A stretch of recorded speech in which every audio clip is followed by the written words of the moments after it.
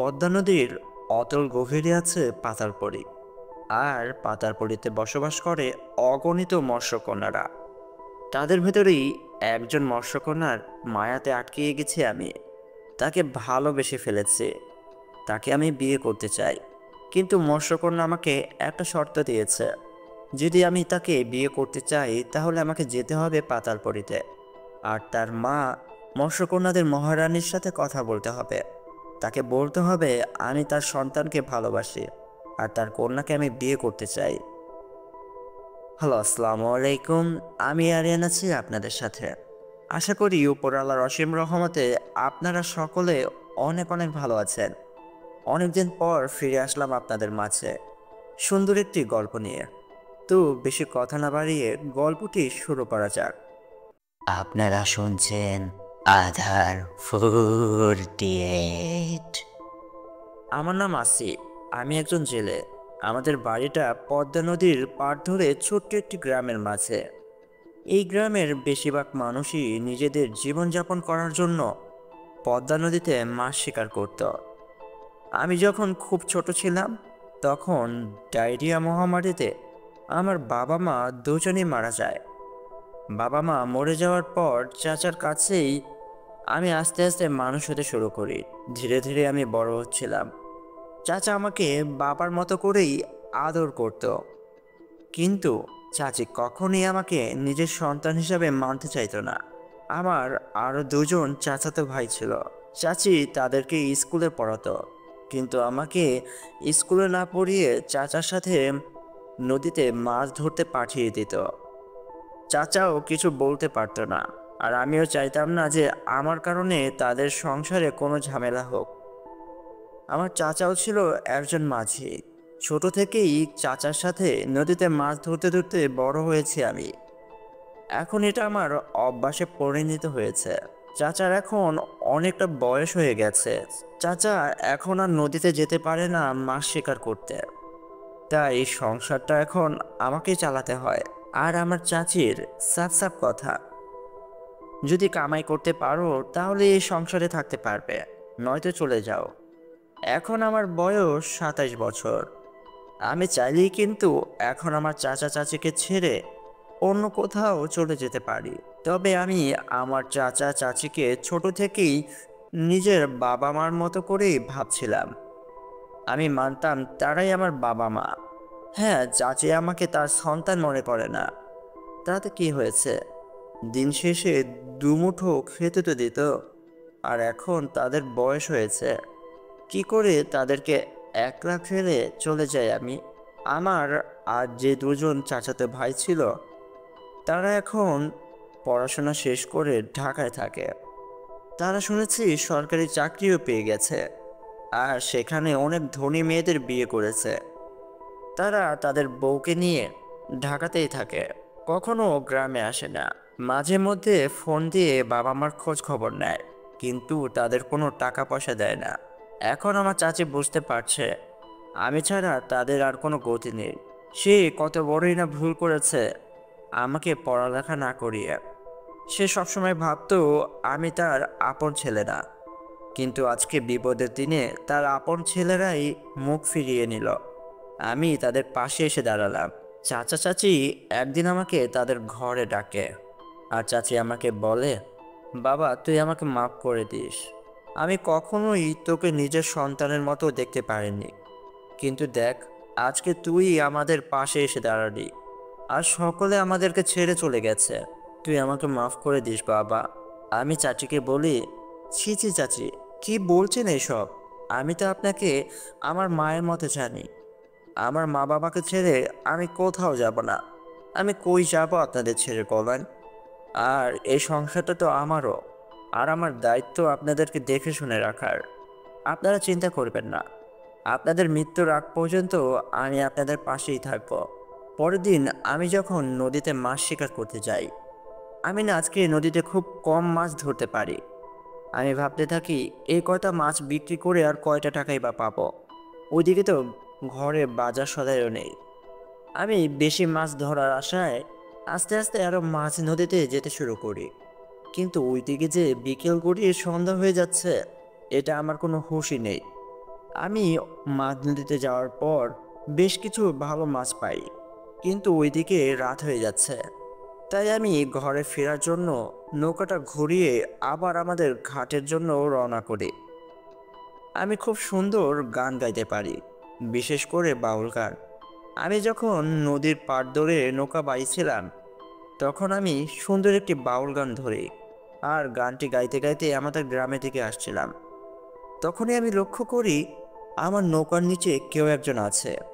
কেউ একজন বারবার আমার নৌকাটাকে ধাক্কা দিচ্ছে পানির নিচ থেকে। আমি নৌকা চালানো বন্ধ করে দিই আর ভাবতে শুরু করি হয়তোবা কোনো বড় মাছ নৌকার সাথে বাড়ি খাচ্ছে, এই কারণেই এরকমটা লাগছে আমার। কিন্তু আমি যখন আবারও গান গাইতে শুরু করি, আমি লক্ষ্য করি আবারও কেউ একজন আমার নৌকার সাথে নড়াচড়া করছে। এইবার আমি নৌকাটা থামিয়ে আমার নৌকায় থাকা হ্যারিকেনের আলোতে দেখার চেষ্টা করি আসলে নৌকার নিচে কে আছে। তখনই আমি দেখতে পাই খুব সুন্দর দুইটি হাত আমার নৌকার একটি পাশ ধরে রেখেছে, কিন্তু তার পুরো শরীরটা আমি দেখতে পারছি না। তার পুরো শরীরটাই পানির নিচে, তবে তার হাত দুটো এতটাই সুন্দর দেখে আমি অবাক হয়ে সেদিকে তাকিয়েছিলাম। হাতের নখগুলো সোনালি রঙের, যেন স্বর্ণ দিয়ে তৈরি করা। আমি যখন ভালো করে দেখার চেষ্টা করব, তখনই আমার নড়াচড়ার শব্দে সে হাত দুটো সাথে সাথে আমার নৌকাটা ছেড়ে দেয় আর আস্তে আস্তে পানির অতল গভীরে তলিয়ে যায়।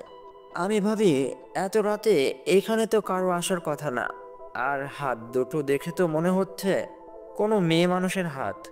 কিন্তু এত রাতে এই পদ্মা নদীর মাঝ নদীতে কেই বা আসবে? এখানে তো কোনো মানুষের থাকার কথা না। আমি নৌকাটার বইটা আবারও হাতে তুলে নিই। আমি কিছুটা ভয় পেয়ে যাই, তাই আমি খুব দ্রুত নৌকাটা চালাতে শুরু করি। আর আস্তে আস্তে কিছুক্ষণের ভেতরেই আমি আমাদের গ্রামের ঘাটে এসে পৌঁছাই। ঘাটের সাথে আমি নৌকাটা বেঁধে মাছগুলোকে নিয়ে বাড়িতে চলে আসি। চাচা চাচি আমাকে দেখে জানতে চায়, আজকে তোমার এত রাত হলো কেন? আমি চাচাকে বলি, চাচা আর বলো না, সকাল থেকেই না খুব কম মাছ ধরতে পারছিলাম, তাই বেশি মাছ ধরার জন্য মাছ নদীতে গিয়েছিলাম। সেখানে গিয়েই কিছু ভালো মাছ পেয়েছি। কিন্তু চাচা, সেখান থেকে ফিরে আসার সময় আমার সাথে কিছু একটা হয়েছে। কি হয়েছে তোমাদেরকে বলতে চাচ্ছি না। চাচা আমার মুখে এসব কথা শুনে অবাক হয়ে আমাকে বলে, তোকে না কতবার মানা করেছি তুই কখনো বিকেলের পর মাঝ নদীতে মাছ ধরতে যাবি না। তুই কবে আমার কথা শুনবি বাপধন? আর তোর সাথে কি হয়েছে বল আমাকে। আমি চাচাকে বলি, বাদ দাও না চাচা, তেমন কিছু হয়নি। চাচা আমাকে বলে, তোকে আমি বলতে বলেছি, কি হয়েছে সম্পূর্ণটা আমাকে খুলে বল। আমি চাচিকে সব কিছু খুলে বলি কি হয়েছে আমার সাথে। চাচা সবটা শুনে অনেকটা ভয় পেয়ে যায় আর এক দৌড়ে ঘরে চলে যায়। কিছুক্ষণ পর ঘর থেকে বের হয়ে আসে। আমি দেখি চাচার হাতে এক বাটি লবণ আর একটা লোহার শিকড়। চাচা ওই দুইটিকে একত্রিত করে কিছুটা পানিতে ভিজিয়ে আমাকে সেই পানিটা খেতে দেয়। আমি চাচাকে বলি, চাচা বাদ দাও না, আমি ভয় পেইনি তো। চাচা আমাকে বলে, তুমি ভয় পেয়েছো কি পাওনি সেটা আমি শুনতে চাইনি। আমি বলেছি এই পানিটা তুমি খাও বাপধন। আমি চাচার কথা মতো সেই পানিটা খাই আর চাচার কাছে জানতে চাই, চাচা তুমি আমাকে ছোট থেকে মানা করছো বিকেলের পর কখনো যেন আমি মাছ ধরতে না যাই, কিন্তু মাছ নদীতে আসলে কি আছে চাচা? তখন চাচা আমাকে বলে, দেখ বাপধন, আমি ছোট থেকেই শুনে আসছি মাঝ নদীতে নাকি মৎস্যকন্যারা থাকে। আর আমাদের এই গ্রামের যারাই কিনা বিকেলের পর থেকে মাঝ নদীতে মাছ ধরতে গিয়েছে, তারা আর কখনোই ফিরে আসেনি। আমরা সকলেই জানি তাদের সাথে হয়তোবা ভয়ানক কিছু হয়েছে। আমরা মানি হয়তোবা কোনো মৎস্যকন্যা তাদেরকে ধরে খেয়ে ফেলেছে। আমি চাচার মুখে এসব কথা শুনে বলি, মৎস্যকন্যা? আসলে কি তারা আছে চাচা? তুমি কি কখনো মৎস্যকন্যাদের নিজের চোখে দেখেছ? চাচা আমাকে বলেন, না না, আমি কখনো দেখিনি, কিন্তু মৎস্যকন্যা আছে। আমি চাচার কাছে জানতে চাই, মৎস্যকন্যা আসলে দেখতে কেমন চাচা? চাচা আমাকে বলে, এগুলো হচ্ছে আল্লাহ পাকের সৃষ্টি করা এক ধরনের অদ্ভুত কিছু প্রাণী যারা শুধু মেয়ে জাতিই হয়। তাদের জাতির ভিতরে কোনো ছেলে মানুষ নেই। তারা দেখতে অপরূপ সুন্দর হয়, কিন্তু তারা পুরোপুরি মানুষও হয় না, আবার পুরোপুরি এই মাছও হয় না। তাদের কোমরের নিচ থেকে মাছের মতো দেখায়, আর কোমরের ওপর থেকে সুন্দরী মেয়েদের মতো দেখায়। আসলে তারা এতটাই সুন্দর হয়, তাদের একবার যে মানুষ দেখে, সে মানুষ কখনোই তাদের উপর থেকে চোখ সরাতে পারে না, আর তাদের মায়ায় আটকিয়ে যায়। আর তখনই তারা মায়া করে সে মানুষকে নদীর পানিতে অতল গভীরে নিয়ে তাদেরকে হত্যা করে খেয়ে ফেলে। আমি তো এমনটাই শুনেছি। আমি চাচাকে বলি আমি তখন চাচাকে বলি, কি বলছো চাচা? ঠিক আছে ঠিক আছে, আমি না আর কখনোই মাছ নদীতে বিকেলের পর মাছ ধরতে যাব না। তোমাকে আমি কথা দিলাম, বিশ্বাস করো চাচা। চাচা আমাকে বলে, ঠিক আছে বাপধন, তুমি আসো আমার সাথে। চাচা তখন আমাকে নিয়ে গোসলখানায় চলে যায়, আর আমাকে বলে গোসল করে তারপরে ঘরে আসো। আমি গোসল করে ঘরে যাই। তখন চাচি আমাকে ভাত বেড়ে দেয়। আমি খাবার দাবার শেষ করে আমার ঘরে চলে যাই, আর ঘরে গিয়ে শুয়ে পড়ি। আমি ঘুমাতেই যাব, তখনই আমার মাথায় আমি কিছু চিন্তা ভাবনা করতে শুরু করি। চাচা তো বলছিল যে মৎস্যকন্যারা নাকি মানুষদের মায়া দেখিয়ে পানির নিচে নিয়ে মেরে ফেলে। কই, সে তো আমার সাথে কিছুটা করেনি, সে তো আমার কোনো ক্ষতি করেনি, বরঞ্চ আমার সাথে দেখা করতে এসেছে। সে চাইলেই তো আমার নৌকাটা উল্টিয়ে আমাকে মেরে ফেলতে পারত, কিন্তু সে তো এমনটা করেনি। এগুলো ভাবতে ভাবতে আমি ঘুমিয়ে পড়ি। সেই ঘটনার পর টানা 6 মাস আমি মাঝ নদীতে যাই না, কারণ মাঝ নদীতে যেতে আমাকে চাচা মানা করেছে। কিন্তু একদিন আমি চিন্তা করি, আজকে আমার বেশ কিছু মাছ ধরতে হবে। আর এখন যেহেতু সকাল, এখন মাছ নদীতে গেলে তেমন কোনো সমস্যা হবে না। আর আস্তে আস্তে দুপুর গড়িয়ে যাবে, রাতও হবে না, আর আমার কোনো ক্ষতিও হবে না। এগুলো চিন্তা ভাবনা করতে করতেই আমি মাঝ নদীতে চলে যাই মাছ শিকার করতে। মাঝ নদীতে আসার পর আমি জাল ফেলি। আমি অল্প কিছুক্ষণ সময়ের ভেতরেই বেশ কিছু ভালো মাছ পাই। আমি সেই মাছগুলো তুলে যখন বাড়ির পথে ফিরে আসব, তখনই আমি লক্ষ্য করি আমার পাশ দিয়ে অনেক বড় একটি জাহাজ চলে যাচ্ছে। জাহাজটি হয়তোবা আমাদের দেশের বাইরে যাবে, কিন্তু জাহাজটি এতটাই বড় ছিল যে তার কারণে নদীতে অনেক ঢেউ ওঠে। আর ঢেউগুলো এতটাই বড় ছিল যে আমি সেই ঢেউয়ের আঘাতে আমার হাত থেকে আমার বইটাটা পানিতে পড়ে যায়। বইটা পানিতে পড়ে যাওয়ার পর আমি তো খুব ঘাবড়িয়ে যাই। এখন আমি নৌকাকে কি করে নিয়ন্ত্রণ করব। আমি লক্ষ্য করি আমার নৌকাটা আস্তে আস্তে সেই জাহাজটার দিকে এগিয়ে যাচ্ছে। এখন আমি কি করব? আমার নৌকাকে তো আমি হাত দিয়ে নিয়ন্ত্রণ করতে পারবো না, কারণ বৈঠাটা এখন পানিতে পড়ে গেছে। আমি দেখতে পাই আমার নৌকাটা খুব এগিয়ে যাচ্ছে সেই জাহাজটার দিকে। আস্তে আস্তে আমার নৌকাটা খুব জাহাজের কাছাকাছি চলে আসে। আমি বুঝতে পারি নৌকাটা এখনই জাহাজের সাথে বাড়ি খাবে আর ধ্বংস হয়ে যাবে, আর তার সাথে আমিও মারা যাব। তাই আমি নৌকাটার থেকে একটি লাফ দেই পানিতে। কিন্তু আমি জানি এই মাঝ নদী থেকে আমি সাঁতরিয়ে কোনোভাবেই কিনারায় পৌঁছাতে পারবো না, কারণ কিনারা অনেকটা দূরে। সাঁতরিয়ে সেখানে পৌঁছানো কোনোভাবেই সম্ভব না। আমি খুব ভালো সাঁতার কাটতে পারি, তারপরেও আমি জানি সেখানে যাওয়া কোনোভাবেই সম্ভব না। কিন্তু জীবন বাঁচানোর জন্য আমাকে তো শেষ চেষ্টাটা করতেই হবে। আমি নৌকা থেকে লাফিয়ে পড়ার পর আমি দেখতে পাই নৌকাটি জাহাজের সাথে বাড়ি খেয়ে উল্টিয়ে গিয়ে পানিতে তলিয়ে গেল। আমি সাঁতরাতে শুরু করি। জীবন বাঁচানোর জন্য আমি আমার পুরো শক্তি দিয়ে সাঁতরাচ্ছিলাম। আমি চেষ্টা করছিলাম যেন আমি বাঁচতে পারি, কারণ কেউই মরে যেতে চায় না, আমিও চাইনি। আমার শরীরে যতটা শক্তি ছিল আমি সবটুকু দিয়ে বাঁচার আশায় আমি সাঁতরাচ্ছিলাম। কিন্তু আধ ঘন্টা সাঁতরানোর পরই আমার শরীরের সকল শক্তি শেষ হয়ে যায়। আমি আস্তে আস্তে পানির অতল গভীরে চলে যেতে থাকি। আমি বুঝতে পারছিলাম আমি মারা যাব। তাই আমি কালেমা পড়ে সাঁতার কাটা থামিয়ে দেই, আর আস্তে আস্তে আমি পানিতে তলিয়ে যাচ্ছিলাম। আমি অনেক পানি খেয়ে ফেলেছিলাম। তখনই আমি লক্ষ্য করি কোথা থেকে যেন একটি সুন্দরী মেয়ে আমাকে এসে জড়িয়ে ধরলো, আর সে আমাকে নিয়ে সাঁতরাতে শুরু করে। সে খুব দ্রুত সাঁতরাচ্ছিল, পানির ভেতর দিয়ে রকেটের মতো দ্রুত গতিতে আমাকে নিয়ে কিনারা দিকে সাঁতরিয়ে যাচ্ছিল। আমার পুরোপুরি জ্ঞান ছিল না, কিন্তু আমি পুরোপুরি বেহুশও ছিলাম না। আমি বুঝতে পারছিলাম কোনো একটি মেয়ে আমাকে নিয়ে সাঁতরাচ্ছে, কিন্তু তার শরীরের নিচের অংশটা মাছের মতো। সে মাছের মতোই খুব দ্রুত গতিতে আমাকে নিয়ে সাঁতরিয়ে কিনারায় চলে আসে। কিনারায় আসার পর সে আমাকে নিয়ে পানি থেকে উপরে চলে আসে। আমি ঝাপসা ঝাপসা দেখছিলাম। এখন তার পাও দেখা যাচ্ছে, তার পুরো অংশটাই মানুষের মতো। সে আমাকে কিনারায় এসে শুইয়ে দেয়। আমি খুব ভালো করেই দেখতে পাচ্ছিলাম না। সে বুঝতে পারছিল আমি নিঃশ্বাস নিতে পারছি না। আমি নিঃশ্বাস নিতে খুব কষ্ট পাচ্ছি, আমি মারা যাচ্ছি। এটা দেখে সে সাথে সাথে তার ঠোঁট আমার ঠোঁটে লাগিয়ে তার নিঃশ্বাস আমাকে দিতে শুরু করে।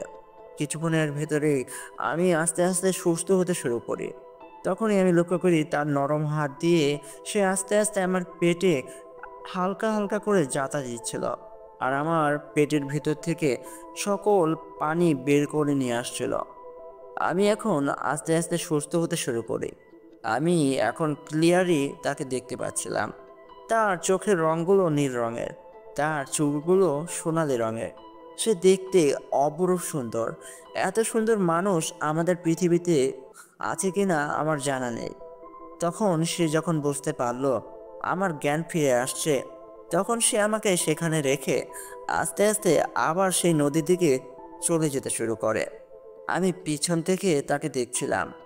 আমি আস্তে আস্তে তাকে বলছিলাম, শুনুন, আপনার সাথে আমার কথা আছে, যাবেন না, শুনুন না।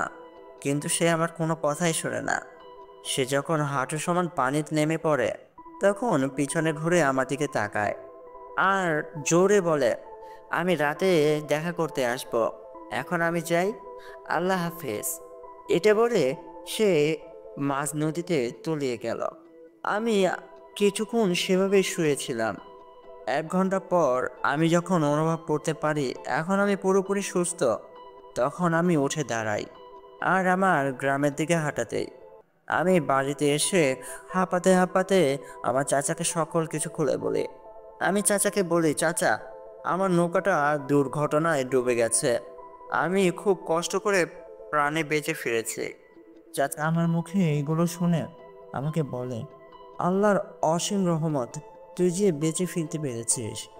এখন পর্যন্ত কেউ মাঝ নদী থেকে সাঁতরিয়ে ফিরতে পারেনি, তুই কি করে ফিরলি বাপধন?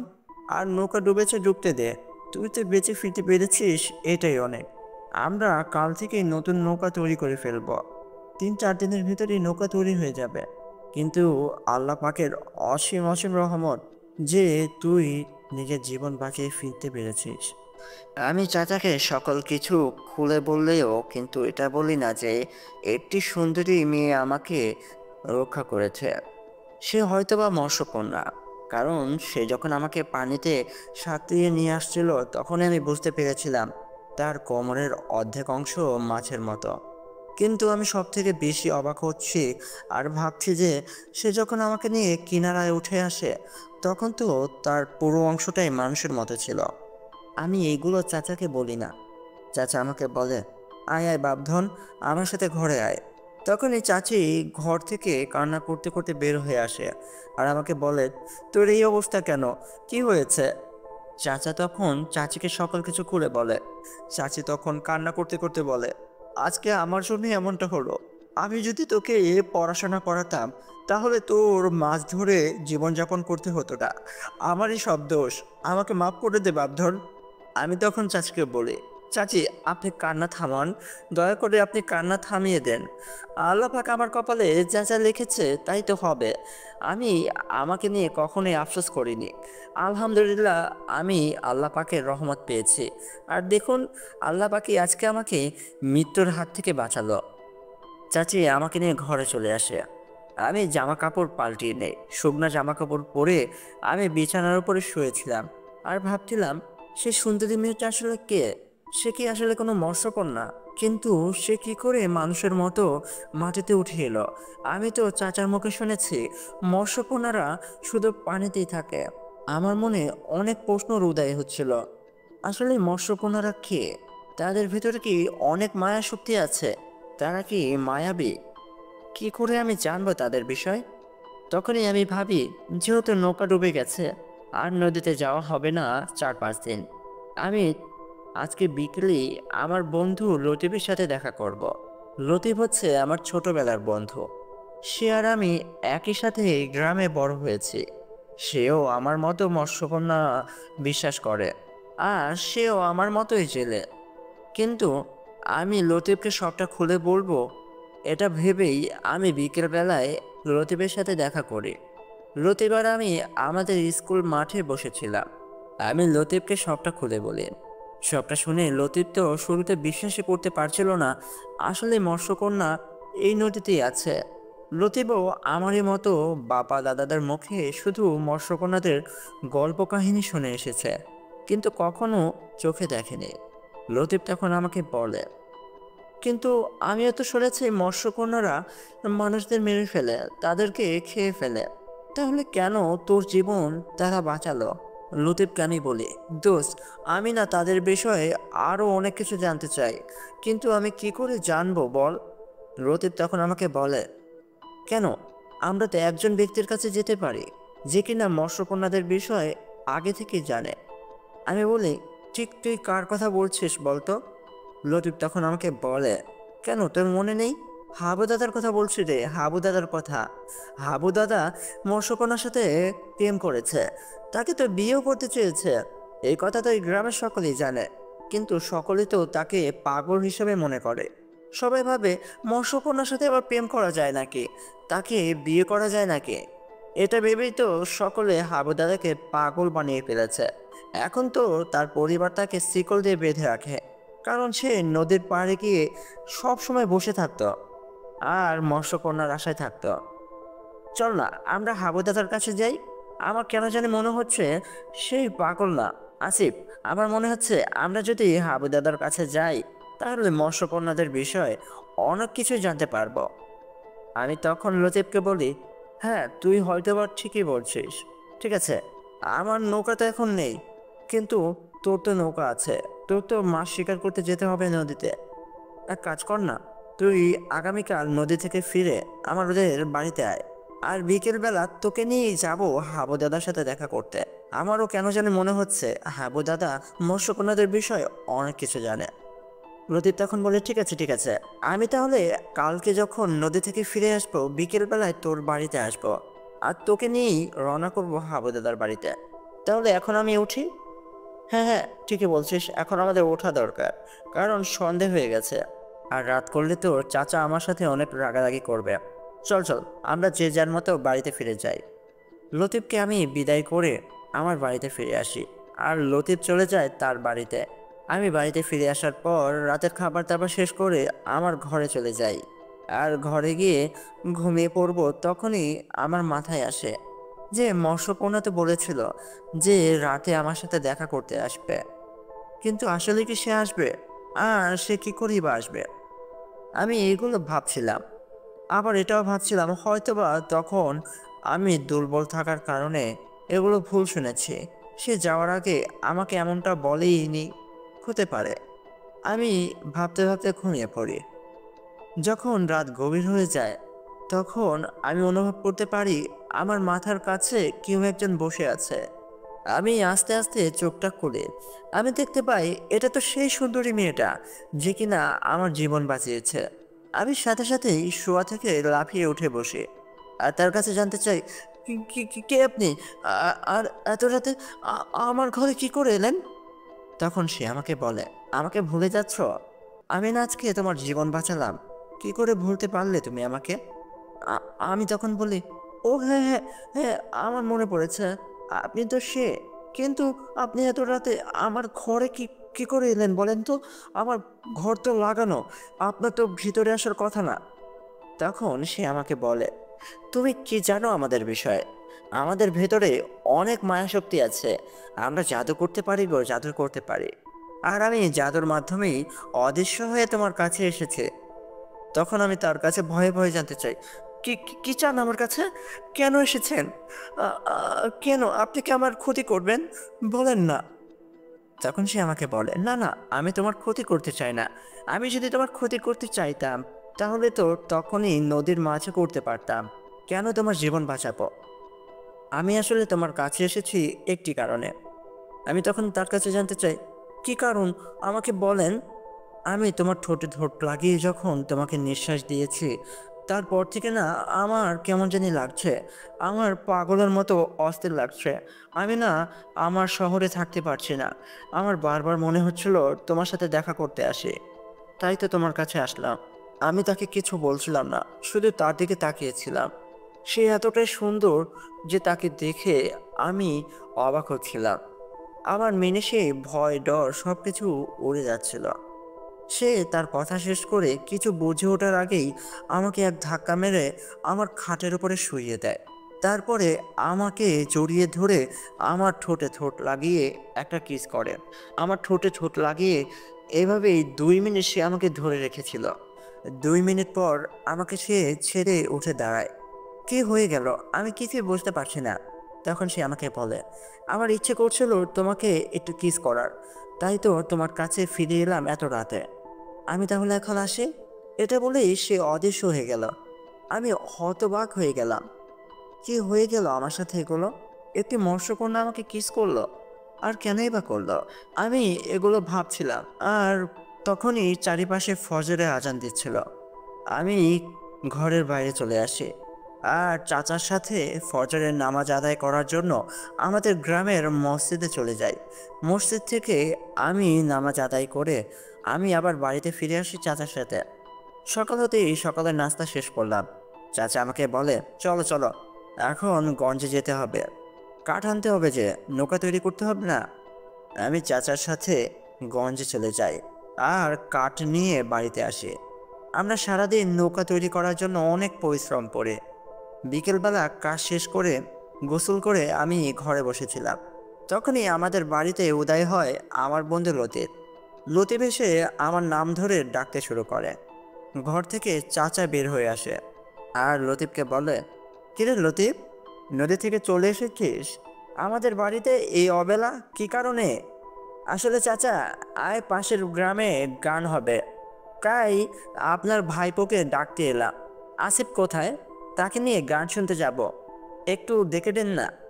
চাচা তখন বলে, ও গান শুনতে যাবে, দাঁড়া দাঁড়া, ডেকে দিচ্ছি। এই আসিফ, লতিফ এসেছে তোকে ডাকতে। আমি ঘর থেকে বের হয়ে আসি আর দেখি লতিফ আমাদের উঠানে দাঁড়িয়ে আছে। আমি লতিফকে বলি, ও দোস্ত, চলে এসেছিস? দাঁড়া দাঁড়া, আমি এখনই আসছি। আমি ঘর থেকে আমার টর্চ লাইটটা নিয়ে বের হই আর চাচার থেকে বিদায় নিয়ে লতিফের সাথে বাড়ি থেকে চলে যাই। আমরা মিথ্যে কথা বলেছি, কারণ আমরা যদি চাচাকে বলি আমরা হাবু দাদার সাথে দেখা করতে যাব আর তার কাছে মৎস্যকন্যাদের বিষয়ে জানতে চাইব, তাহলে চাচা কোনোভাবেই আমাকে বাড়ি থেকে বের হতে দেবে না। আমরা হাবু দাদার বাড়িতে আসি। তখনই ঘরের ভেতর থেকে হাবু দাদার বড় ভাই আবুল দাদা আমাদেরকে এসে বলে, কিরে নাতিদা, হঠাৎ করে আজকে আমার বাড়িতে কি মনে করে এলে? আমরা আবুল দাদাকে বলি, হাবু দাদার সাথে দেখা করতে এলাম গো, অনেকদিন যাবৎ দাদাকে দেখছি না। তখনই আবুল দাদা আমাদেরকে বলে, ও হাবুকে তো এখন বেঁধে রাখি দে, ওর পাগলামিটা বেড়েছে। দেখ, ওর 80-র ওপরে বয়স, আমারও তো 90 ছই ছই। এখন কি আমাদের ছেলেপেলেরা আমাদের এই পাগলামি মানবে বল? আর ও তো বিয়েও করলো না, দেখে তো রাখতে হয় আমার। আমি তো ওর বড় ভাই, কিন্তু আমি ওর পাগলামি সহ্য করলেও কি তোর কাকারা ওর পাগলামি সহ্য করবে? আমার ছেলেরা তো এখন ওকে আর দেখতেই পারে না ওর পাগলামির কারণে। আমি তখন আবুল দাদাকে বলে, দাদা, আমি কি হাবু দাদার সাথে দেখা করতে পারি? তখন আবুল দাদা বলে, ঠিক আছে যা, ওই বারান্দায় বেঁধে রেখেছি, গিয়ে কথা বল। আমরা তখন হাবু দাদার কাছে এসে বসি। হাবু দাদা আমাদের দুজনকে দেখে বলে, কিরে নাতিরা, তোরা কি মনে করে আমার কাছে এলি? কিরে, ভয় পাচ্ছিস নাকি আমাকে? আমরা হাবু দাদাকে বলি, না না দাদা, ভয় পাবো কেন? তুমি কেমন আছো বলো। দাদা আমাদেরকে বলে, হ্যাঁ রে, ভালো আছি। কি মনে করে এলি? আমি তখন হাবু দাদাকে বলি, দাদা আমি না তোমার কাছে কিছু কথা জানতে চাই। দাদা আমাকে বলে, কি কথা জানতে চাও দাদা ভাই, বলো আমাকে। আমি হাবু দাদাকে বলি, দাদা আমরা সকলেই জানি তুমি মৎস্যকন্যার সাথে প্রেম করেছ আর তাকে বিয়েও করতে চেয়েছ। আমি না মৎস্যকন্যাদের বিষয়ে তোমার কাছে সকল কিছু জানতে এসেছি। এই গ্রামের আর কেউ বিশ্বাস করুক বা না করুক, এখন আমি বিশ্বাস করছি যে মৎস্যকন্যা আছে। তখন দাদা হাসতে হাসতে বলে, এই মৎস্যকন্যাদের জন্যই তো আজকে আমি পাগল রে। দেখ, গ্রামের সকলেই ভাবে আমি পাগল। সত্য কথা জানবি নাতি, আসলে কিন্তু আমি পাগল না রে। আমি সেই মৎস্যকন্যার প্রেমে পাগল হয়েছিলাম, কিন্তু এই গ্রামের কেউ এই কথাটা বিশ্বাসই করতে চায় না।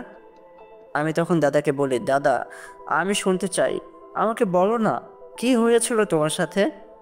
তখন দাদা বলে, ঠিক আছে এখানে এসে বস। আমি আর লতিফ দাদার কাছে গিয়ে বসি।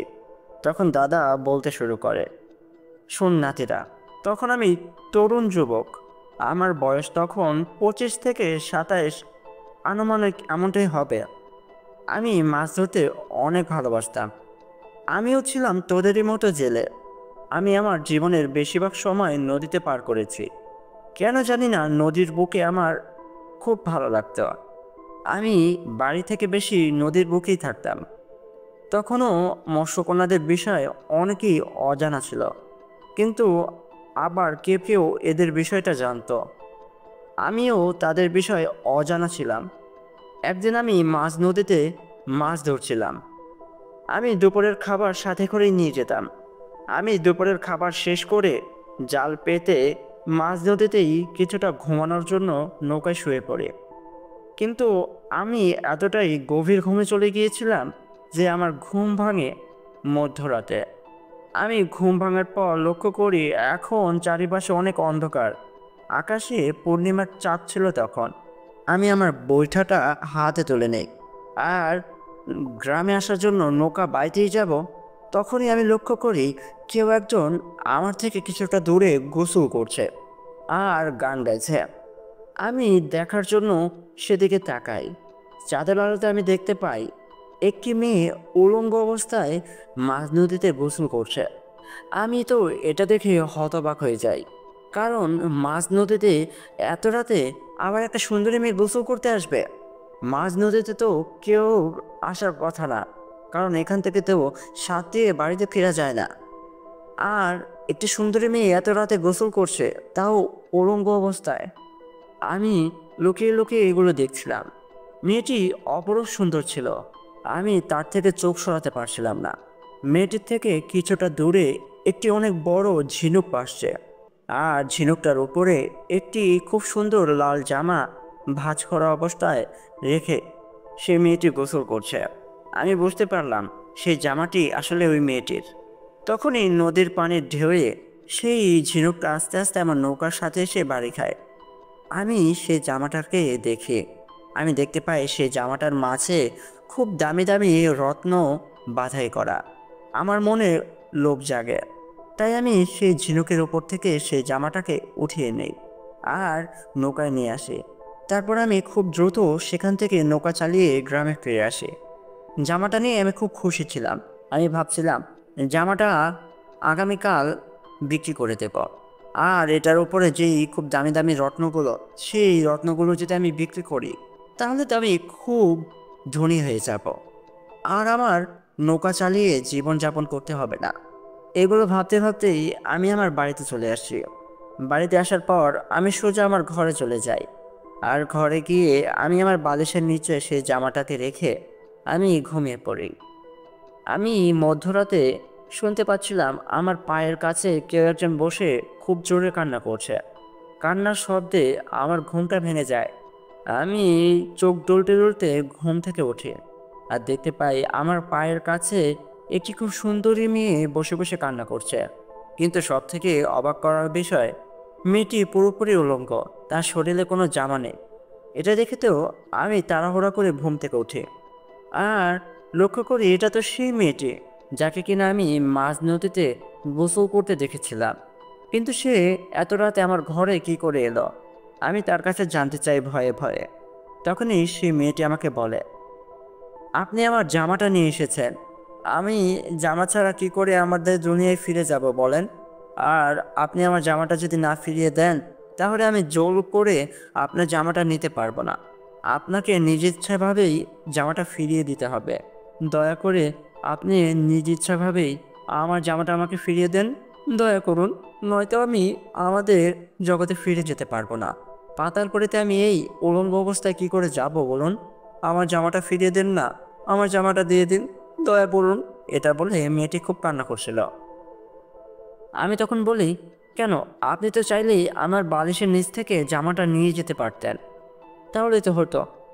তখন মেয়েটি আমাকে বলে, আমরা মৎস্যকন্যারা যখন গোসল করি তখন উলঙ্গ অবস্থায় গোসল করি।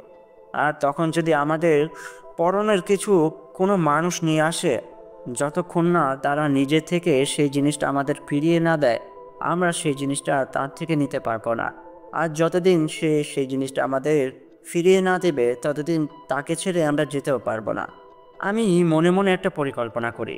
আমার মনে লোভ জাগে। একে তো গভীর রাত, আর আমি প্রাপ্তবয়স্ক একজন পুরুষ, আর একটি মহিলা উলঙ্গ অবস্থায় আমার সামনে দাঁড়িয়ে আছে। হোক সে মৎস্যকন্যা কিংবা জলপরি, কিন্তু সে অপরূপ সুন্দর। আমার মনে লালসা জেগে ওঠে। তখন আমি তাকে বলেছিলাম, জানিস নাতি, যে আমি তোমার জামা ফিরিয়ে দেব যদি তুমি আমার কথা শোনো। তখন সেই মৎস্যকন্যা আমাকে বলে, হ্যাঁ হ্যাঁ, আমি সব শুনবো, আমাকে আমার জামা ফিরিয়ে দিন। আমি আমার জামার জন্য সব কিছু করব। কি করতে হবে বলুন? আপনার কি চাই? তখন আমি তাকে বলেছিলাম যে আমি তোমার সাথে সহবাস করতে চাই, তোমার রূপটাকে আমি ভোগ করতে চাই। আমার সাথে তুমি সহবাস করবে? মেয়েটি আমার এইসব কথা শুনে বলে, না না, এগুলো আমি করতে পারবো না। বিশ্বাস করেন, আমাদের জগতে কোনো পুরুষ মানুষ নেই। আমরা সকল জলপরীরাই হচ্ছি মেয়ে মানুষ, আর সকল মৎস্যকন্যারাই পাতাল পরিতে থাকে।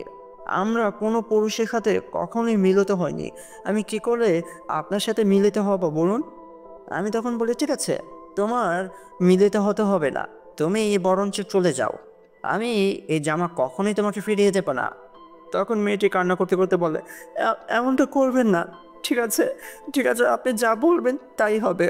আমি আপনার সাথে সহবাস করতে রাজি আছি। তখন আমি সেই মেয়েটিকে ধরে আমার খাটের উপরে শুইয়ে দিই, আর তার উপরে ঝাঁপিয়ে পড়ি। আমি সারা রাত তার সাথে সহবাস করি, তাকে ভোগ করি, তার সাথে আমি সময় কাটাই।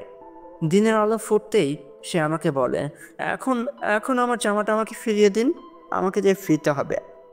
ফিরিয়ে দেবো আপনার জামাটা আপনাকে, এত তাড়া কিসের? আর কিছুদিন অপেক্ষা করেন না, আর কিছুটা দিন আপনি আমার সাথে থাকুন, তারপরে আমি আপনাকে ফিরিয়ে দেব। না না, আপনি তো বলেছিলেন আমি যদি আপনার সাথে সহবাস করি তাহলেই আপনি আমাকে আমার জামাটা ফিরিয়ে দেবেন। দয়া করুন, আমার জামাটা আমাকে ফিরিয়ে দিন, আপনি কথা দিয়েছিলেন কিন্তু। হ্যাঁ, আমি কথা দিয়েছিলাম, আমি আমার কথা অবশ্যই রাখবো, কিন্তু আর কিছুদিন থাকুন আমার সাথে, নয়তো আপনি চলে যেতে পারেন। তখন মৎস্যকন্যা আমাকে বলে, আপনি খুব ভালো করেই জানেন যে আমি আপনাকে ছেড়ে যেতে পারবো না, কারণ আপনি যদি জামাটা না দেন তাহলে আমি কোনোভাবেই আমাদের দেশে ফিরে যেতে পারবো না। ঠিক আছে, আমি আপনার সাথে থাকবো। যান, এখনই গঞ্জ থেকে কিছু জামা আমার জন্য কিনে নিয়ে আসেন। আমি সেই মৎস্যকন্যার জন্য খুব সুন্দর দেখে একটি নীল শাড়ি আমাদের গঞ্জের বাজার থেকে কিনে নিয়ে আসি। তারপর তাকে ওটা দেই। সে যখন শাড়িটা পরে আমার সামনে এসে দাঁড়ায়, উফ, কি যে লাগছিল না! তাকে দেখে আমি মুগ্ধ হয়ে তাকিয়েছিলাম তার প্রতি। এভাবেই সে আমার সাথে 1 থেকে 1.5 মাস কাটায়। প্রতি রাতেই আমি তার সাথে সহবাস করতাম। আমি তাকে আমার কাছেই রাখতে চাইতাম সবসময়। আস্তে আস্তে আমি তার মায়ায় আটকিয়ে যাই। আমি তাকে ভালোবেসে ফেলি। আমি একদিন তাকে বলি, আমি না আপনাকে অনেক ভালোবেসে ফেলেছি। আমি আমি আমি কখনোই আপনাকে আর কোথাও যেতে দেব না, আমার কাছেই রেখে দেব। সে তখন বলে, ঠিক আছে, আমি আপনার প্রতি দুর্বল হয়ে গেছি, আমিও আপনাকে ভালোবাসি। সত্যি? আপনি আমাকে ভালোবাসেন? হ্যাঁ, আমি আপনাকে ভালোবাসি। কিন্তু অনেকদিন তো আমরা কোথাও যাই না। চলুন না, আমরা আজকে ঘুরতে বের হই। আমি বলি, কোথায় যাবেন? সেই মৎস্যকন্যাটা বলে, নদীর পাড় ধরে আমরা ঘুরতে যাব। আমি বলি, ঠিক আছে, তাই হবে। সে সেই নীল শাড়িটা পরে আমার সাথে ঘুরতে বের হয়। আমি শুধু মৎস্যকন্যাকে দেখতে পারতাম, আর বাকিরা দেখতে পারতো না, কারণ সে সবসময় অদৃশ্য হয়ে থাকতো, শুধু আমাকেই দেখা দিত। আমি তাকে নিয়ে আমাদের গ্রামের নদীর পাড়ে এসে বসি আর অনেকক্ষণ গল্প করি। রাতে বাড়িতে এসে আমি তাকে বলি, এভাবে আর কতদিন, আসুন না আমরা বিয়ে করে ফেলি। সে বলে, ঠিক আছে, আমরা বিয়ে করব। আমি বলি, সত্যি সত্যি আপনি আমাকে বিয়ে করবেন? হ্যাঁ, করব।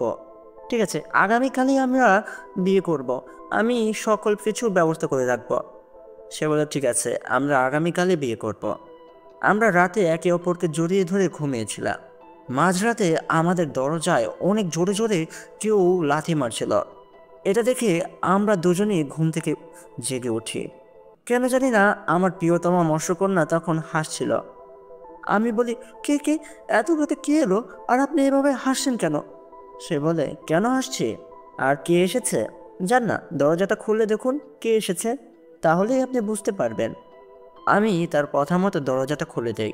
আমি দেখতে পাই একটি খুব সুন্দর মেয়ে আমার দরজার সামনে দাঁড়ানো, খুব দামি একটি পোশাক পরে।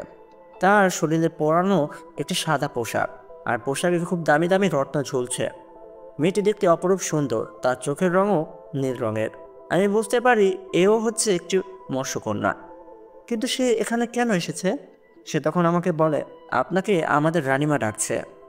আমি তার সাথে ঘরের বাইরে আসি আর দেখি আমাদের বাড়ির উঠানে আরও 10টি মৎস্যকন্যা বুল হয়ে দাঁড়িয়ে আছে, আর তাদের মাঝখানে একটি চেয়ারের উপরে একটি বয়স্ক মৎস্যকন্যা বসে আছে, যার মাথায় একটি রাজকীয় মুকুট।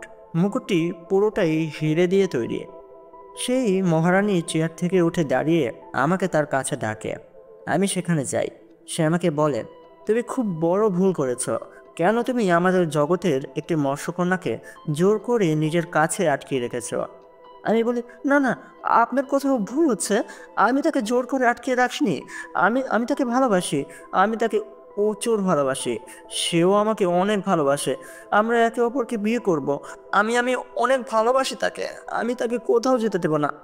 তখন মহারানী বলে, সে তোমাকে কখনোই ভালোবাসেনি, এটা তোমার ভুল ধারণা। তখনই আমার প্রিয়তমা আমার হাতটা ছেড়ে তাদের মহারানীর পিছে গিয়ে দাঁড়ায় আর আমাকে বলে, আরে বুঝে গিয়েছিলাম তুমি আমাকে কখনোই মুক্ত করবে না।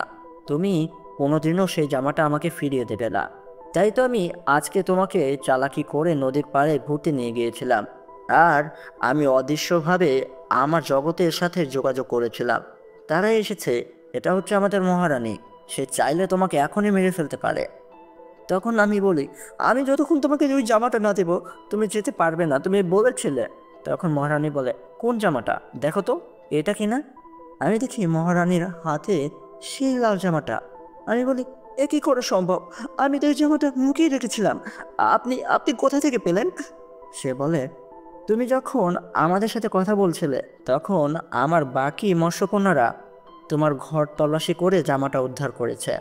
এখন আমাদের ফিরতে হবে, আমরা চলে যাচ্ছি। এটা বলে তারা সকলে উধাও হয়ে যায়। আমি পাগলের মতো চারিপাশে আমার প্রিয়তমাকে খুঁজছিলাম, কিন্তু কোথাও পাইনি। পরের দিন সকালে আমি সারাদিন নদীর পাড়ে বসেছিলাম একটিবার তাকে দেখার আশায়, আর কান্না করতে করতে ডাকছিলাম, আমার ভুল হয়েছে। তুমি ফিরে আসো, ফিরে আসো, আমি তোমাকে ছাড়া থাকতে পারছি না। কিন্তু সে আমার সাথে দেখা করতে আসে না। এভাবেই দিনের পর দিন কাটতে থাকে। আমি প্রতিদিন নদীর পাড়ে গিয়ে বসে থাকতাম আমার প্রিয়তমাকে দেখার আশায়। খাওয়া নেই, নাওয়া নেই। আস্তে আস্তে গ্রামের সকলে আমাকে পাগল ভাবতে শুরু করে। আমি যাকে এই ঘটনা বলতাম সেই বলতো আমার মাথা নষ্ট হয়ে গেছে, আমি পাগল হয়ে যাচ্ছি। আমার বাড়ির লোকও আমাকে পাগল হিসাবে গণনা করতে থাকে। আমি সিদ্ধান্ত নিয়ে আমি কখনো বিয়ে করব না। আমি ভুল করেছি, আমি পাপ করেছি, তার সাথে ওইগুলো করে আমি আমার ভালোবাসাকে অসম্মান করেছি। এই কারণে আল্লাহ পাক আমাকে শাস্তি দিয়েছে। আমার জীবনের কাহিনী তো আমি তোমাকে খুলে বললাম। এখন বলো তো, তুমি এইগুলো কেন শুনতে চাচ্ছ? আমি যতটুকু তোমাকে চিনি বা তোমাকে ছোট থেকে দেখেছি, তুমি এরকম ছেলে ছিলে না। হঠাৎ করে আমার কাছে এসে এগুলো জানতে চাচ্ছ। বলো দেখি কি হয়েছে নাতি। আমি তখন হাবু দাদাকে সবটা খুলে বলি আর বলি, দাদা, আমিও না একটি মৎস্যকন্যার মায়ায় আটকে গিয়েছি। আমিও বোধহয় তাকে অনেক ভালোবাসি। আমি কি করব দাদা? আমিও কি তার কিছু আমার কাছে লুকিয়ে রাখবো? তাকে আটকিয়ে রাখবো আমার কাছে? দাদা আমাকে বলে, দেখ নাতি, কখনোই জোর করে ভালোবাসা আদায় করা যায় না রে। আমি যে ভুলটা করেছি আমি চাই না তুই একই ভুল করিস। আমি চাই তুই তাকে না বলিস যে তুই তাকে ভালোবাসিস। তুই অপেক্ষা কর, যদি সে তোকে আসলেই ভালোবাসে তাহলে তোর কাছে প্রতি রাতে আসবে, তোকে সে নিজে থেকেই বলবে। আর যদি সে তোকে নিজে থেকে বলে তাহলেই তুই তাকে বলতে পারিস হ্যাঁ তুই তাকে ভালোবাসিস। কিন্তু তুই নিজে থেকে এই কথাটা বলিস না, তুই কিছুদিন অপেক্ষা কর, দেখ না কি হয়। আমি বলি ঠিক আছে দাদা, আমি আর কিছুদিন অপেক্ষা করব। তাহলে আজকে আমরা উঠি। সন্ধে গড়িয়ে তো রাত নেমে এলো, আর রাত বেশি হয়ে গেলে চাচা যান অনেক রাগ করবেন।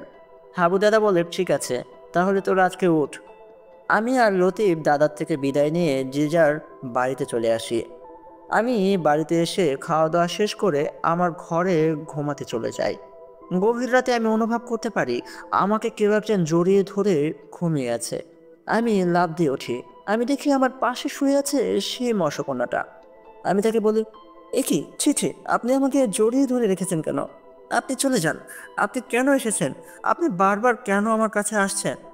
তখন সেই মৎস্যকন্যা আমাকে বলে, কি করব, আমি না থাকতে পারছি না আমার পাতালপুরীতে। আমি তোমাকে ছাড়া ভালো নেই। আমার শুধু মনে চায় আমি তোমার কাছে থাকি। আমি বলি, না না, এগুলো সবই মায়া। আপনারা মায়া করেন, আপনারা কখনো কাউকে ভালোবাসতে পারেন না। আপনিও আমাকে কষ্ট দেবেন, আপনিও তুফে যাবেন, আমার দাদুর মতোই আমার অবস্থা হবে। সে আমাকে বলে, আসিফ আপনি কি বলতে চাচ্ছেন? আমি না ঠিক বুঝতে পারছি না, আমাকে একটু খুলে বলুন তো। আমি তখন তাকে সব কিছু বলি, হাবু দাদা যা যা আমাকে বলেছিল। সবটা শুনে সে মৎস্যকন্যা আমাকে বলে, দেখুন, সে ঘটনার বিষয়ে আমি অবগত, কিন্তু তখন আমার বয়স খুব কম ছিল। আপনি কি জানেন আমি কে? আপনি যে এই মহারানীর কথা বললেন না, আমি হচ্ছি সেই মৎস্যকন্যাদের মহারানীর একমাত্র কন্যা। আমার নাম ঝিনুক। আসলে সেদিন আপনার দাদু খুব বড় ভুল করেছিল। দেখুন, কোনো মৎস্যকন্যা নিজে থেকে কোনো মানুষের প্রেমে পড়ে না, কিন্তু আপনার দাদু তাকে জোর করে তার কাছে রাখতে চেয়েছিল। কিন্তু সে কখনোই আপনার দাদুকে ভালোবাসেনি, এই কারণেই সে আমাদের জগতে ফিরে এসেছে। কিন্তু আমার বিষয়টা পুরোপুরি উল্টো। আমি আপনাকে অনেক ভালোবাসি, বিশ্বাস করুন, আমি মন থেকে আপনাকে অনেক ভালোবাসি। আমি না আপনাকে ছাড়া ভালো নেই। আপনি দয়া করে আমাকে কষ্ট দেবেন না। আমি তখন বলি, আমি আপনাকে কষ্ট দিই আর কে? আপনি কি সত্যি আমাকে ভালোবাসেন? সে আমাকে বলে, বিশ্বাস করুন, আমি অনেকটা ভালোবাসি আপনাকে। আর এই কারণেই তো আমি আপনাকে প্রতি রাতে দেখতে আসি। আপনাকে ছাড়া আমি ভালো নেই। আমি বলি, ঠিক আছে, আমিও না আপনাকে অনেক ভালোবাসি, কিন্তু এই কথাটা বলা হয়নি, দাদু বলতে মানা করেছে। কিন্তু আমাদের মিলন কি করে হতে পারে? আপনার মা কখনোই এই বিষয়টা মেনে নেবে না। তখন সেই মৎস্যকন্যা আমাকে বলে, একটি উপায় আছে। আপনি আমাদের পাতালপুরিতে আসুন না। আপনি যদি আমার মাকে বোঝানোর চেষ্টা করেন তাহলে অবশ্যই সে বুঝবে। আমি চাই আপনি আমাদের পাতালপুরিতে এসে আমার মার সাথে কথা বলুন। আমি আমার মাকে সব কিছু বলে রাখবো। আমি বলি, পাতালপুরিতে আমি কি করে আসতে পারি? আমি তো আপনাদের মতো মৎস্যকন্যা কিংবা মাছ না। আমি তো পানির নিচে শ্বাস নিতে পারবো না। তখন সে তার জাদুর মাধ্যমে একটি খুব সুন্দর ঝিনুক আমার হাতে তুলে দেয় আর বলে, এই ঝিনুকটি আপনি আপনার কাছে রাখুন। আপনি আগামীকাল মাঝ নদীতে এসে এই ঝিনুকটি পানিতে ভাসিয়ে দেবেন, কিন্তু খেয়াল রাখবেন তখন যেন বিকাল বা সন্ধ্যা হয়, সকাল সকাল না। আশেপাশে যখন কেউ না থাকবে তখন এই কাজটি করবেন। দেখবেন এই ঝিনুকটি আস্তে আস্তে বড় আকৃতি হবে, অনেক বড় হয়ে যাবে। তখন এই ঝিনুকটার মুখ খুলে যাবে, আপনি এই ঝিনুকটার ভিতরে শুয়ে পড়বেন। তখন এই ঝিনুকটা নিজে থেকেই আবার বন্ধ হয়ে যাবে, আর আপনাকে নিয়ে রওনা করবে আমাদের পাতালপুরিতে। আমি আপনার অপেক্ষায় থাকব, ভয় নেই। আপনি ওই ঝিনুকের ভিতরে নিঃশ্বাস নিতে পারবে, আমি অক্সিজেনের ব্যবস্থা করে দেব। আপনি চিন্তা করিয়েন না, আপনি শুধু আসুন, আমার মার সাথে কথা বলুন আমাদের বিয়ের বিষয়ে। আমি বলি, ঠিক আছে, আমি আগামীকাল আসবো পাতালগড়িতে আপনার মার সাথে কথা বলতে। আমিও না আপনাকে অনেক ভালোবেসে ফেলেছি। সেদিন সে আমার কাছেই থেকে যায়। রাতে আমরা একে অপরকে জড়িয়ে ধরে সারা রাত পার করে দিই। দিনের ফজরের আজানের আগেই সে চলে গেল। আমিও রওনা দিলাম পাতালপুরীর উদ্দেশ্যে। আমি সোজা আমার বন্ধু লতিফের বাড়িতে যাই। আমার নৌকাটা তো ভেঙে গেছে। লতিফকে গিয়ে আমি সব কিছু খুলে বলি। লতিফ আমাকে বলে, বন্ধু, তুমি যা করতে চাচ্ছ তা কি ভেবে করছো? আমি বলি, হ্যাঁ বন্ধু, আমি যা করতে চাচ্ছি এটা আমি খুব ভালোভাবেই জানি, আর আমি এটা নিয়ে অনেক ভেবেছি। তুই দয়া করে তোর নৌকায় করে আমাকে মাঝ নদী পর্যন্ত পৌঁছে দে, আমাকে এতটুকু সাহায্য কর। সে বলে, ঠিক আছে, চল আমার সাথে। আমি তার সাথে তার নৌকায় করে মাঝ নদীর উদ্দেশ্যে রওনা করি, আর সারাদিন মাছ ধরি। বিকেল যখন হয়ে আসে চারিপাশে খুব নিরিবিলি হয়ে যায়, কাউকে দেখা যাচ্ছিল না। তখন লতিফ বলে, বন্ধু, তাহলে আমরা আমাদের আসল কাজ শুরু করি। আমি বলি, হ্যাঁ বন্ধু। তখনই আমি আমার সাথে থাকা সেই ঝিনুকটাকে পানিতে ছেড়ে দেই, আর আমি দেখতে পাই মিনিশে সেই ঝিনুকটা অনেক বড় একটি আকৃতি হয়। আর অনেক বড় হওয়ার পরে সেই ঝিনুকটার মুখটা অটোমেটিক্যালি খুলে যায়। আমি সেই ঝিনুকের ভেতরে প্রবেশ করি। সেখানে অনেক জায়গা ছিল। আমি সেখানে শুয়ে পড়ি, আর ঝিনুকটা নিজে থেকে বন্ধ হয়ে যাবে তার আগে আমি আমার বন্ধু থেকে বিদায় নিয়ে নেই। লতিফ বলে, আমি তোর জন্য এখানে অপেক্ষা করব, খুব তাড়াতাড়ি ফিরে আসিস। আমি বলি, ঠিক আছে বন্ধু, আমি রাত হওয়ার আগেই ফিরে আসব। ঝিনুকটা বন্ধ হয়ে গেল। তারপরে ঝিনুকটা আস্তে আস্তে পানির নিচে গভীরে যেতে থাকে। ঝিনুকের ভিতরে অনেক অন্ধকার ছিল, কিন্তু আমি ভিতরে নিঃশ্বাস নিতে পারছিলাম। আমার কোনো কষ্ট হচ্ছিল না। অনেকক্ষণ পর ঝিনুকটা নিজে থেকে খুলে গেল, আর আমি দেখতে পাই ঝিনুকের বাইরে আমার প্রিয়তমা ঝিনুক মৎস্যকন্যা দাঁড়িয়ে আছে। আমি ঝিনুককে জিজ্ঞেস করি, আমি চলে এসেছি। ঝিনুক বলে, আমি আপনার অপেক্ষায় ছিলাম, চলুন আমার সাথে। আমি আমার প্রিয়তমা ঝিনুকের সাথে পাতালপুরীর ভিতরে প্রবেশ করি। এটা যেন অন্যরকম একটা জগৎ। এখানেও মাটি আছে, এখানেও গাছপালা, অনেক ঘর, অনেক সুন্দর সুন্দর ফল গাছ, ফুল গাছ আছে। এটা কেমন জগৎ? এটা কোথায়? আমি সেই ঝিনুকের কাছে জানতে চাই। আমার প্রিয়তমা বলে, এটা হচ্ছে আমাদের জগৎ, এখানে সকল মৎস্যকন্যারা থাকে। আমি আরেকটা বিষয়ে লক্ষ্য করি, এখন আমার প্রিয়তমার বাকি পুরো অংশটাই মানুষের, এখন তার কোমরের নিচ থেকে মাছের না। আমি তার কাছে এই কারণটা জানতে চাই। সে বলে, আমরা রূপ পরিবর্তন করতে পারি। আমরা যখন পানিতে বুড়তে বের হই, তখন আমাদের নিচের অংশটা মাছের মতো দেখায়। আমি তখন তার কাছে আরেকটা কথা জানতে চাই। আমি তাকে বলি, আমার চাচা যান বলেছে মৎস্যকন্যারা নাকি মানুষদের ধরে পানির গভীরে নিয়ে এসে মেরে ফেলে খেয়ে ফেলে। এই বিষয়টা আসলে কি? তখন আমার প্রিয়তমা ঝিনুক আমাকে বলে, দেখো, আসলে এগুলো আমরা করি না, এগুলো করে ডাইনি। আমি বলি, ডাইনি মানে? সে বলে, প্রত্যেকটা নদীতেই একটি করে ডাইনি বাস করে, যে কিনা কখনো যদি কোনো মানুষকে একা পায় তাহলে তাকে মেরে হত্যা করে, অনেক বাচ্চাদেরকেও নিয়ে যায়। সেগুলো হচ্ছে ডাইনি, সেগুলো মৎস্যকন্যারা না। আমি বলি, ও, বুঝতে পেরেছি। এই কারণেই চাচাজান আমাকে এই কথাটা বলেছিল। সে তো আর জানতো না সেটা আসলে একটা ডাইনি, সেটা কোনো মৎস্যকন্যা না। আমি তার সাথে পুরো পাতালপুরি ঘুরছিলাম। এত সুন্দর জায়গা এর আগে আমি আর কখনো দেখিনি। সে আমাকে নিয়ে খুব সুন্দর একটি রাজপ্রাসাদের দিকে এগিয়ে গেল। আমি দেখতে পেলাম সেই প্রাসাদটি খুবই সুন্দরভাবে তৈরি করা হয়েছে। সেই প্রাসাদের প্রত্যেকটা ইট যেন সোনার তৈরি। দূর থেকেও প্রাসাদটির আলোতে চারিপাশ ছড়িয়ে যাচ্ছে। সে আমাকে নিয়ে সে প্রাসাদের ভিতরে আসে। আমি দেখি সে আমাকে নিয়ে সোজা চলে যায় রাজ দরবারে। সেখানে প্রত্যেকটা চেয়ারে একটি করে মৎস্যকন্যা বসা ছিল, আর মাঝখানের চেয়ারটায় তার মা মৎস্যকন্যাদের রানী বসা ছিল। একটি মানুষ যখন পাতালপুরীতে এসেছে এটা দেখে সকলে খুব রাগান্বিত হয়, আর দাঁড়িয়ে পড়ে আমাকে মারতে আসবে তখনই আমার সামনে এসে দাঁড়ায় আমার প্রিয়তমা ঝিনুক, আর সকলের উদ্দেশ্যে বলে, এ হচ্ছে আমার জান, একে ছাড়া আমি বাঁচতে পারবো না। মা, দয়া করে তুমি তার মুখের কিছু কথা শোনো। আমি চাই তুমি তার সাথে কথা বলো, তার কোনো ক্ষতি করো না মা, তাহলে আমি নিজের জান নিজে নিয়ে নেব। আমি আমি বাঁচতে পারবো না তাকে ছাড়া। এটা বলে সে কান্না করতে শুরু করে। তখনই মহারানী শান্ত হয় আর বলে, ঠিক আছে, তুমি কান্না করো না, আমি তার সাথে কথা বলছি। তখন মহারানী বাকি সকল মৎস্যকন্যাদের আদেশ করে, তোমরা বাইরে চলে যাও। তখন সকল মৎস্যকন্যারা সেই প্রাসাদের বাইরে চলে যায়। আর মহারানী আমার কাছে জানতে চায়, তুমি কেন এসেছো এখানে? আমি বলি, আমি আপনার মেয়েকে ভালোবাসি, আমি নিজের জানের থেকে অনেক ভালোবাসি। বিশ্বাস করুন, আমি আমি তাকে ছাড়া বাঁচতে পারবো না। আমি তাকে অনেক ভালোবাসি। আপনি দয়া করে তার হাত আমার হাতে তুলে দিন না, আমি তাকে অনেক সুখে রাখবো। তখন মহারানী আমাকে বলে, কিন্তু আমি একটি মানুষের হাতে আমার মেয়ের হাত তুলে দিতে পারবো না। আমি তাকে বলি, দয়া করুন, আমরা একে অপরকে ছাড়া বাঁচতে পারবো না।